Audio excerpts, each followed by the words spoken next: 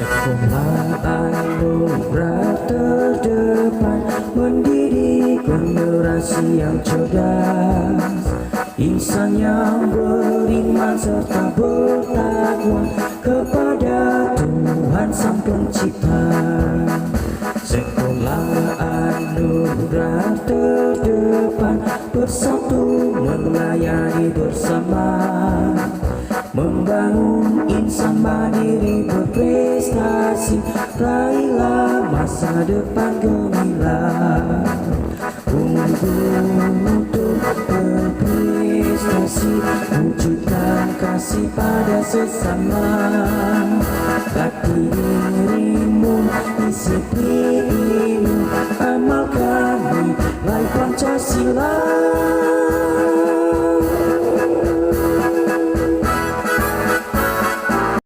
Halo, good morning student. How are you today? Tetap semangat ya belajar untuk hari ini, dan jangan pernah bosan-bosan untuk senantiasa belajar. Kita akan mengawali dengan berdoa dan melanjutkan materi kita pada hari ini. Mari kita ambil sikap untuk berdoa. 1, 2, 3. Terima kasih Tuhan untuk hari ini. Apapun yang kami pelajari dari awal pertengahan hingga akhir, berikan kami hikmat dan kecerdasan. Dan berkati kedua orang tua kami yang senantiasa tetap terus mendukung kami dalam belajar dan memberkati kami. Terima kasih juga Tuhan buat sekolah dan guru-guru kami yang sudah menjalankan setiap proses belajar mengajar dengan kondisi pandemi COVID-19 ini. Tuhan, terima kasih, dan hanya di dalam nama Tuhan Yesus kami siap untuk belajar pada hari ini. Haleluya, amin. Nah, kita masuk di poin yang ke C dari bab ketiga, merespon karya penyelamatan Allah. Nah, kemarin kita belajar di poin A dan poin B tentang bertobat dan mengucap syukur, tentang respon kita tentang karya penyelamatan Allah. Nah, di poin ke C kita belajar tentang beribadah.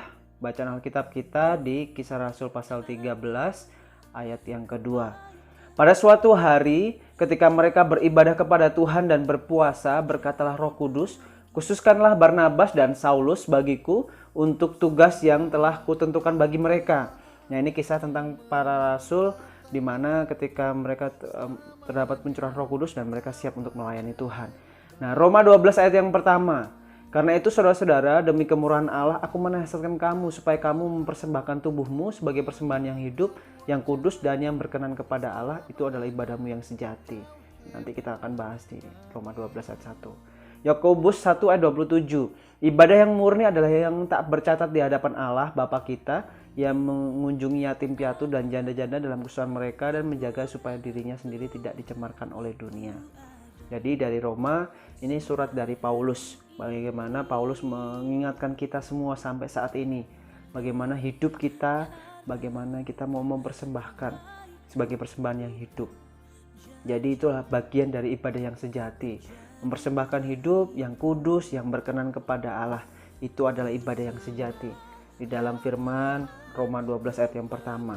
Nah, di dalam Yakobus ini sebuah tindakan. Kalau ibadah itu bukan hanya memuji Tuhan, bukan tepuk tangan di gereja, memain musik dan sebagainya, tapi juga mengunjungi yatim piatu dan janda-janda dalam kesusahan mereka atau panti asuhan dan sebagainya.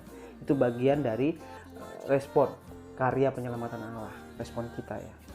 Nah, menurut Kamus Besar Bahasa Indonesia, ibadah adalah perbuatan untuk menyatakan bakti kepada Allah yang didasari ketaatan mengerjakan perintahnya. Jadi menurut Kamus Bahasa Indonesia, perbuatan ibadah adalah perbuatan untuk menyatakan bakti kita kepada Allah yang didasari ketaatan mengerjakan perintahnya.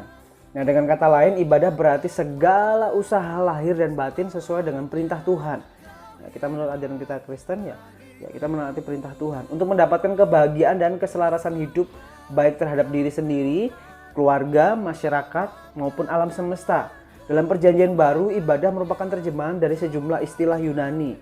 Yang pertama, liturgia, itu tadi yang kita baca di Kisah Rasul 13 ayat 2, berarti beribadah kepada Allah. Atau yang kedua, latreia, dalam Roma pasal 12 ayat yang pertama, berarti mempersembahkan seluruh tubuh. Yang ketiga, tereskia, yang berarti pelayanan kepada orang yang dalam kesusahan. Jadi ibadah ada 3, liturgia, latreia, tereskeia. Itu dalam istilah Yunani. Nah, jadi ibadah adalah suatu pelayanan yang dipersembahkan kepada Tuhan atau ketaatan kepada Allah. Jadi, ibadah suatu pelayanan yang dipersembahkan kepada Tuhan atau ketaatan kepada Allah. Jadi ibadah yang sejati adalah orang yang mempersembahkan tubuh bagi Tuhan, bukan menyerahkan tubuh untuk dibunuh sebagai korban persembahan atau menyiksa diri supaya bertambah suci, tetapi menyerahkan pikiran, perkataan, perbuatan, kemampuan, dan kegiatan kepada Tuhan. Jadi ibadah yang sejati itu ya bukan hanya kita mempersembahkan tubuh itu kayak kita mau bunuh diri dan mempersembahkan korban seperti yang dilakukan pada zaman dulu. Jadi mempersembahkan anak, mempersembahkan dirinya untuk dikorbankan, dibakar dan sebagainya, seolah-olah itu sebagai ibadah yang sejati. Tetapi dalam konteks firman Tuhan, jadi ibadah sejati itu ya apa yang kita pikirkan, apa yang kita perkatakan, apa yang kita perbuatan, apa yang kita lakukan itu ya semuanya buat Tuhan, semuanya untuk kemuliaan nama Tuhan. Jadi dalam Kolose mengatakan bahwa segala sesuatu yang kita lakukan seperti untuk Tuhan dan bukan untuk manusia. Itu adalah ibadah yang sejati. Nah, meskipun Allah mengasihi kita terlebih dahulu, yang rela mati untuk sampai di kayu salib dan menyelamatkan hidup kita, kita harus tetap merespon dengan antusias. Ini penting. Kita harus tetap merespon dengan antusias. Nah, respon ketaatan seorang Kristen membuat kasih terus mengalir. Jadi kalau kita memiliki sebuah respon yang baik, respon ketaatan sebagai seorang Kristen harus membuat kita terus mengalir dalam setiap kehidupan kita. Nah, Allah tidak pernah berhenti mengasihi. Ini penting. Tuhan tidak pernah berhenti mengasihi. Tuhan Yesus tidak pernah berhenti mengasihi kita. Namun ketaatan memampukan seseorang untuk terus mengasihi Tuhan, untuk terus mengasihi Tuhan. Karena itu ketaatan adalah suatu tindakan kasih yang ditujukan kepada Tuhan.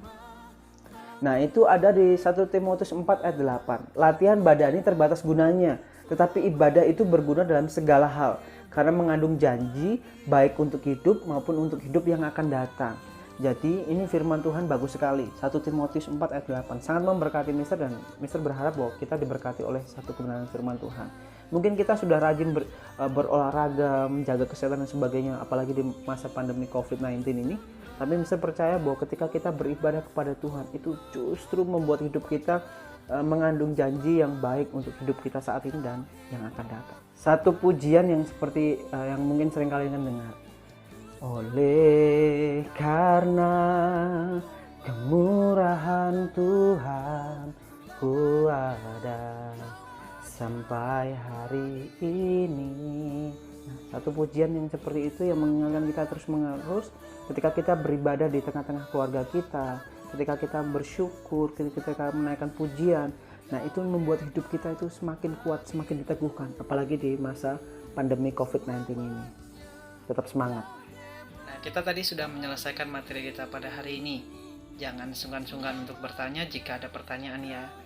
Mister akan selalu senantiasa menjawab setiap pertanyaan kalian. Dan kita tadi sudah mengawali dengan berdoa. Alangkah baiknya kita juga mengakhiri dengan berdoa. Mari kita ambil sikap untuk berdoa. Terima kasih Tuhan untuk hari ini. Berikan kami kekuatan dan hikmat-Mu lebih lagi.